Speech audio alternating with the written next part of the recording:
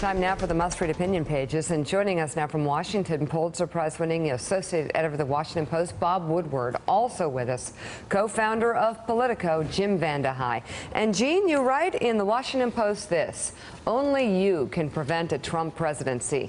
There's every reason to believe that most Americans favor former U.S. Senator and Secretary of State over the bigoted, clownish real estate mogul. If you're tempted to think this is in the bag, however, look around. In Colombia on Sunday, voters narrowly rejected a peace deal intended to end a war against leftist guerrillas that has raged for 5 decades and claimed tens of thousands of lives. Supporters of the agreement were shocked because respected polls had shown it would be approved easily. Similarly, polls showed that British voters were in favor of remaining in the European Union. In Britain and Colombia, majorities of voters sabotaged themselves with their own apathy.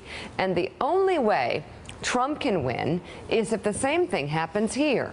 There is one sure way to avoid the nastiest of surprises on November 8th. Vote, or you'll have no right to complain. Harsh.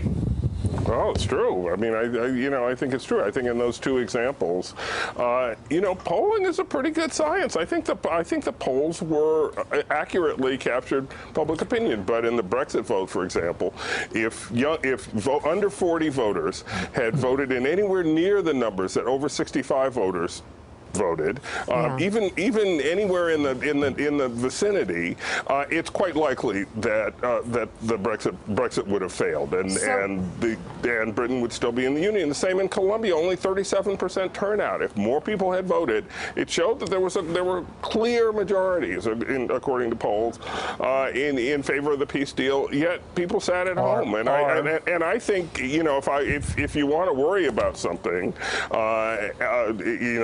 because you're worried about a Trump presidency, worry about complacency. Well, Bob Woodward, either complacency or people are lying to pollsters. Well, I mean, when you're told in Britain that you're an idiot, a raging idiot, if you even think about voting for Brexit, you may be less likely to tell a pollster you're going to vote for Brexit. Or if you're told every day that you're a bigoted moron, if you vote for Donald Trump, you may just be a tad bit less likely to tell pollsters, yeah, I'm voting for Trump. Yes, I think a lot of that could be generating support for Trump. But the person who can prevent a Trump presidency is Hillary Clinton. And the October is always interesting in presidential elections. It's a kind of pre-transition, and you sometimes have to look back at who won, but you can detect, and in the case of Hillary Clinton, can she kind of redirect her campaign? She doesn't need to run around probably attacking Trump and say he's unhinged. Trump is Trump, and people are going to make their evaluation, but they're still evaluating her, even her own voters. And she needs to show that steadiness. I can be president. This is, there's a kind of comfort that gets demonstrated. Back in '92, when her husband beat George Bush, it was astonishing. I mean, all of the troubles that Bill Clinton had, infidelity, draft dodging, but he found a way to come out and say, look, I'm going to use the power of the presidency to fix the economy for you. So I think the spotlight is much, and certainly we don't know what's going to happen, and should be on Trump, but also her. What's she saying to voters? Can she communicate, I'm in this for you, because too often it looks like she's in it for herself. So, Jim, the Clinton campaign understands Gene's point about millennial turnout. There's a reason she's on the stage last week with Bernie Sanders. There's a reason she's suddenly touting free public college for anybody who needs it under a certain income level. They know they need millennials to go out and vote for her and get excited about her in a way they have not been to this point. Yeah, I just don't know. I mean, she's the most known person perhaps in history, and I don't know if she's going to suddenly, to Bob's point, change people's opinion and suddenly get them enthusiastic about her candidacy.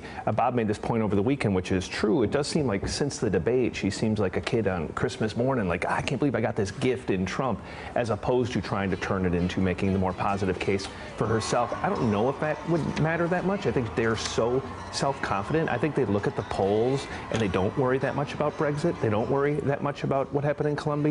They look at the swing state polls and they see that rarely does he dip below 38, but rarely does he go above 42. And he had an atrocious week, and so now those polls are back at around the 38 points, so they feel pretty darn self-confident. But I do think this apathy that Jean's talking about is real. I think that we've seen it. I mean, we know tons of people who are probably going to vote for her unenthusiastically, and that's why this whole election's been kind of a downer. You know, I'm trying to think, when Obama was first running for president, the TV would be on somewhere and you'd see people stop and listen to a campaign speech. I haven't seen that, except for Trump. But not in a positive way. I mean, they're doing it because you just never know what the guy's going to say. And with her, I think people just turn it off. I would not underestimate it and say it's not in a positive way. I did a talk with some women last week in Washington, and I said, you know, I always kind of poll the room, how many Trump voters? And nobody raised their hand, and then one person went like this. And there were a few others in the room. They're scared to say it. But I really think we misread some of these stories that we think are so damning. And there's two. There's the one about PTSD, which they're accusing the press of jumping on it too much, and they probably are. Yes. And this tax story where he broke no laws. And he's just being, quite frankly, transparent and upfront about things, similar constructs that have happened in the Clinton world. Well, John Meacham, I saw a clip outside a Trump rally. I retweeted, I can't remember, it was about 5 or 6 days ago. People were standing in the rain. Maybe it was in Michigan. Wrapped around the building in the cold rain, standing there for Donald Trump. There is energy in this election. There is excitement in this election, and it is on Donald Trump's side. It is not on Hillary Clinton's side, and it is certainly the excitement and the energy does not come from people that we hang out with day in and day out. Yeah. Certainly, I heard a great quote from a governor of a state that was asked, "Who is going to win your state?" And he said, "Trump." By double digits, and I don't know a single person who's going to vote for him. Yeah. That was a Republican governor. Yeah. No. I've talked to very senior elected Republican officials who say the same thing.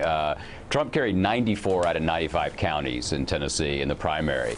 And some of the most senior elected Republicans in the state have never met anyone who was for Trump. The governor of a neighboring state thought the computers were broken on the night of the Republican primary because precincts where there had only been 80 or 90 voters in 12 and 08 were registering hundreds and hundreds of voters who were coming out of the hills, basically, to vote for Trump. So it's undeniably compelling. The question is going to be, Trump is the message. His view is a totally traditional populist one. It is basically, if the experts are so smart, why are we in the trouble we're in? He embodies that. To go to Bob's point, I think the difference between this year and 1992 is Bill Clinton ran a relentless on-message campaign in an attempt to make his character matter less. It was the economy, don't forget health care. And I think that Senator Clinton, for various reasons, has not been able to make that same case. Bob Woodard, we've been saying here for most of the morning that it's not him, it's her. In terms of the context of this campaign. And in terms of compelling messages, I don't think there has been one that's been out there on behalf of Senator Clinton from herself or any of her surrogates that would be compelling enough to make people stop and think. It seems to me that a lot of people feel that she's running for president simply on a platform of it's my turn. I think there is a suggestion of that, and this is strange things happen in October, and the term October surprise floats around, but there are surprises. I remember when George W. Bush was running against Gore, you may recall, it came out that Bush had a drunk driving incident. Yeah. Mm-hmm. And you know what Bush did? He came out and he said, it's true. No one was surprised, of course, but that kind of turning the card over and say, hey, this is true, this is what's going on. There's so much dodging, there's so much, frankly, dishonesty and concealment in this campaign. People want to trust their president. Can either of these candidates come out and kind of generate the feeling in voters, that's a president, that's somebody who can handle things, that rather than seeing this, I think the Trump tax story is very important. I salute the New York Times for getting that, doing it so well, and now it has unearthed all the issues of why did Trump lose all that money? He was in the casino business. The House has the advantage, but he went bankrupt. And so there are stories in all the newspapers about that era, which is not favorable to him. Okay, Bob Woodward, thank you very much. Eugene Robinson and John Meacham, thank you as well. Jim Vandehei, stay with us if you can. Coming. Hey there, I'm Chris Hayes from MSNBC. Thanks for watching MSNBC on YouTube. If you want to keep up to date with the videos we're putting out, you can click subscribe just below me or click over on this list to see lots of other great videos.